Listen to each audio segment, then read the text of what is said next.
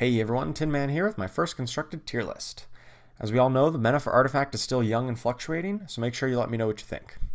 First, a quick description of the tiers. In Tier 1, we have the best decks for tournament and gauntlet play. They have the highest win rate and are the most powerful and refined decks in the format. In Tier 2, we have strong choices for tournaments and gauntlets, but they generally have some exploitable weakness or not as refined, which makes them slightly less than the Tier 1 decks. In Tier 3, we have some weaker choices that are generally outclassed by the higher tier decks, but they normally have an interesting angle of attack that can be valuable given the right circumstances. So let's hop in to Tier 1.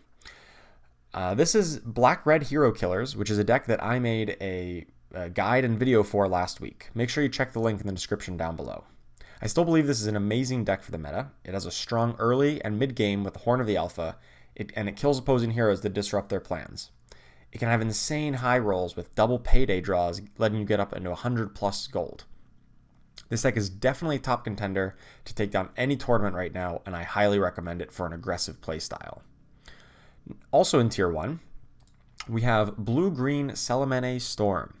This is the most powerful late game deck in the current game.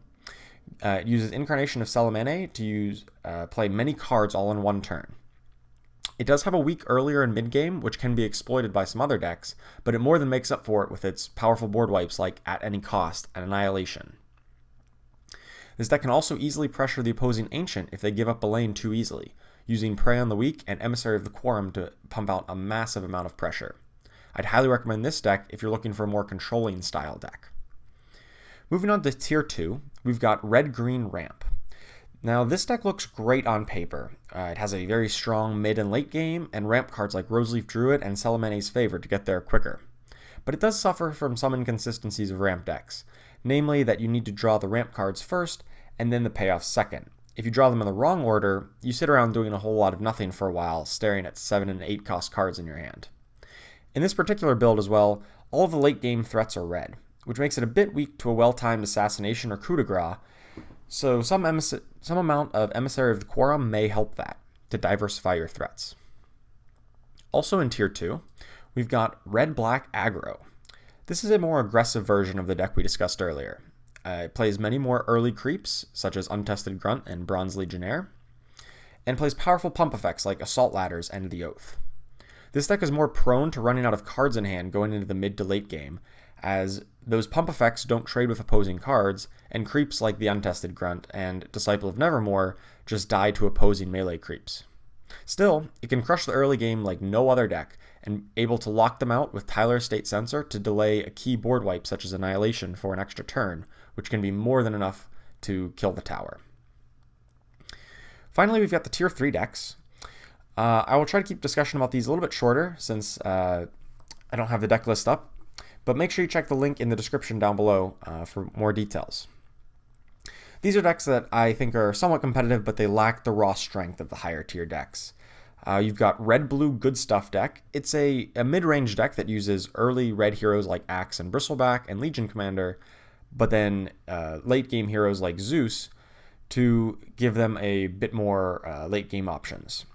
I'm not typically a big fan of mid-range decks since they rarely win very hard in the early game, and its late game options are a little bit weaker than other decks, such as the Blue-Green Salamene.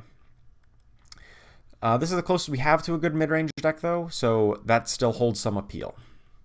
Next, we've got Mono Blue. This deck I've seen quite a bit in gauntlets, but very rarely in tournaments, and I'm overall unimpressed with the monocolored deck. You give up too much card quality since you're constraining your available card pool to just one color. Perhaps as new sets come out and we get more cards, that might be more appealing, but at the moment, I'm just not seeing it. And the final deck in Tier 3 is a Blue-Green Swarm deck. Unlike other aggro decks that use aggressive heroes and single hard-hitting creeps, this deck uses more of a swarm concept and with multiple creeps. I'm not terribly impressed with the exact build that I have linked down below, but I think the potential is there. It also uses Mist of Avernus, which is the best card in draft, to great effect, and so I think that's got to count for something. I look forward to seeing how that deck evolves, and maybe it'll move up in the tiers over time. Every other deck that I've seen in gauntlets and tournaments has been less impressive to me. I would classify them mainly as Tier 4 or worse. The meta is still pretty young, So there's plenty of new decks that can come out, and these decks can be refined and move up and down in the tiers. So thanks for watching. I really appreciate it. And make sure you let me know your thoughts on your decks and your experiences with the meta in the comments down below. Thanks for watching, and really appreciate it. See you next time.